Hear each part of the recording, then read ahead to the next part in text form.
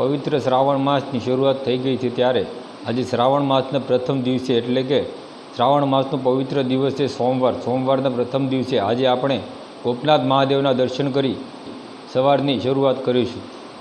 નમસ્કાર, થર્ડ આઈ એક્સપ્રેસમાં હું વનરાજ આપનું સ્વાગત કરું છું।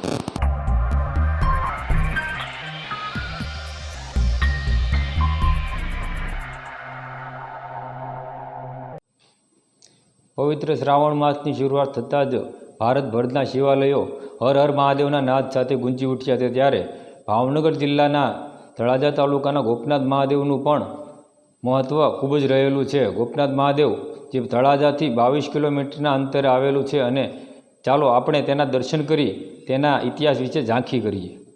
ગોપનાથ મહાદેવની જય, બાલકૃષ્ણ લાલ કી જય।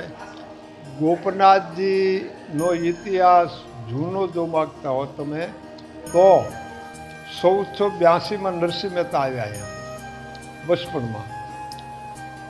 વતન એનું જુનાગઢ હતું, મોસાળ તળાજા હતું। પોતાનું વતન છોડીને મોસાળમાં આવ્યા અને મામાની ગાયો સારવા અહીંયા આવતા। ભગવાન જ્યાં શિવજી મહારાજ બિરાજે છે જ્યાં વડનું ઝાડ હતું મોટું, ત્યારે આજથી 500-600 વર્ષ પહેલાં ત્યારે આ જંગલ જ હતું બધું, આવું કાંઈ હતું નહીં। ત્યારે નરસિંહ મહેતાએ બપોરે જે મામીએ ભાતું આપ્યું હતું એ ભાતું ખાવા માટે સાફ સફાઈ કરતા હતા। શિવલિંગ જોઈ ગયા, બ્રાહ્મણનું શરીર હતું, ભૌતિક સુખોનો ત્રાસ ઘણો બધો હતો। 7 દિવસ અનશન માથે બેઠા। 7મે દિવસે ભવાની શંકર ભગવાન પ્રગટ થયા, માગવાનું કીધું તો મારે કાંઈ જોતું નથી। બધી આગ્રહ કર્યો જ્યારે ભવાની શંકર ભગવાને, ત્યારે એવું કીધું કે તમને જે વાલું હોય મને આપો। એટલે શિવને વાલા કૃષ્ણ ગોકુળમાં જે રાસ બનાવ્યો છે ભગવાને 1600 ગોપીની હારે, એ રાસ માયા રૂપે આ ભૂમિમાં બતાવ્યો। અત્યારે જે ભગવાન બિરાજે છે અહીંયા તમે પોઠિયા પાસે જઈને ઉપર જો નજર કરો તો એના પ્રતિક રૂપે 16 પૂતળા મૂકેલા છે કૃષ્ણ અને ગોપીના, એ અત્યારે પણ તમને બતાવી જો તમે જોવા જાઓ તો।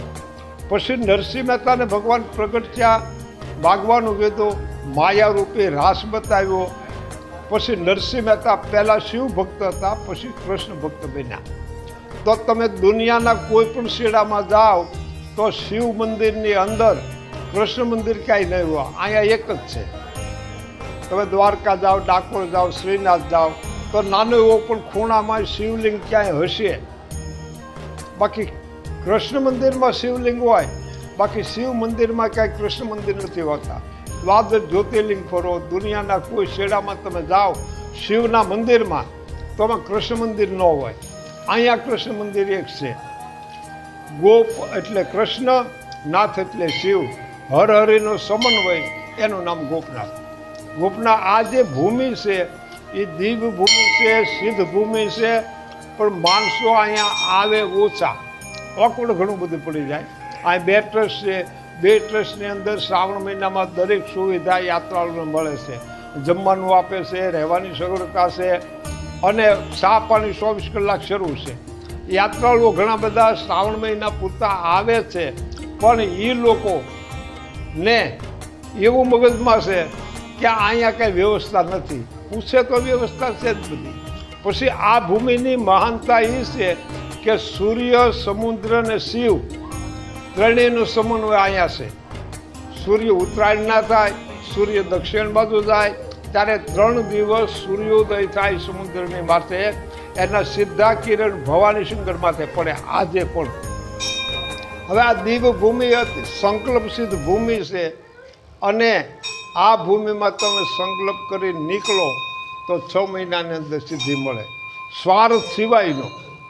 સ્વાર્થ સિવાયની કાંઈ પણ તમે સંકલ્પ કરો તો એ સિદ્ધ થાય।